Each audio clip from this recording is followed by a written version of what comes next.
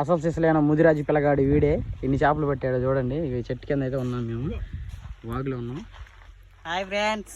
ఇక చేపలు చాలా పెట్టాడు. ఇక చూడు చేపలు అయితే ఉన్నాయి. వల్ల అయితే వేసిన చేపలు బయటకు తీస్తే అయితే వెళ్ళిపోతాయి ఎగిరి. ఇప్పుడే ఫ్రెష్గా చేపలు అయితే పట్టుకొచ్చిండు మా తాత. ఇక దాంట్లో వేస్తున్నాం చూడండి ఫ్రెండ్స్.